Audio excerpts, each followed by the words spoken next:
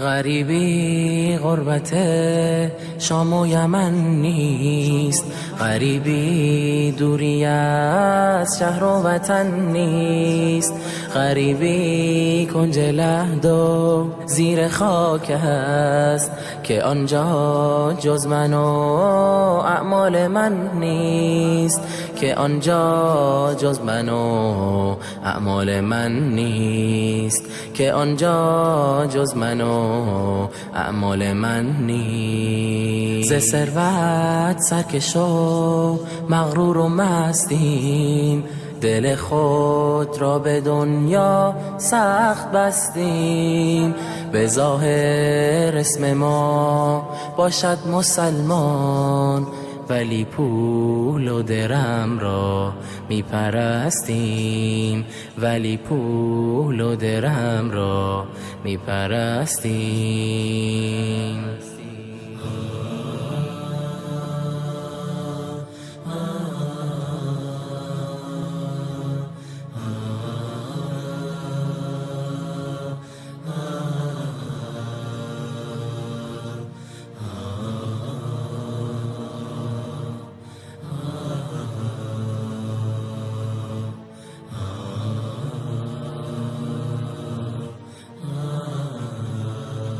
خدا را وقت سختی می شناسیم، به هنگامی که در ترس و هراسیم، چو سختی و مصیبت برطرف شد، خدا را غافلیم و ناسپاسیم، خدا را غافلیم و ناسپاسیم. اجل نزدیک گشت و راهمان دور، اجل را نیست مانع ثروت و زور، تو خود را از درون پاکیزه گردان، که خواهد رفت زودی بوی کافور،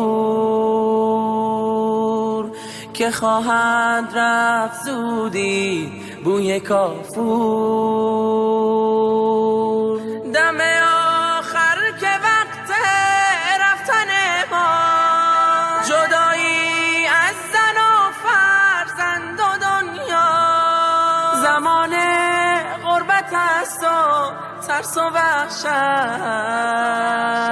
انا لله و انا الیه راجعون. زمان خواب روی شانه راست، زمان خواب روی شانه راست. به زیر خاک و گل یا رب چه سازم، به سوی تو آستین دست نیازم، به رغم و عفو خود بر من نظر کن، که ناچیز از رکعات نمازم، که ناچیز از رکعات نمازم.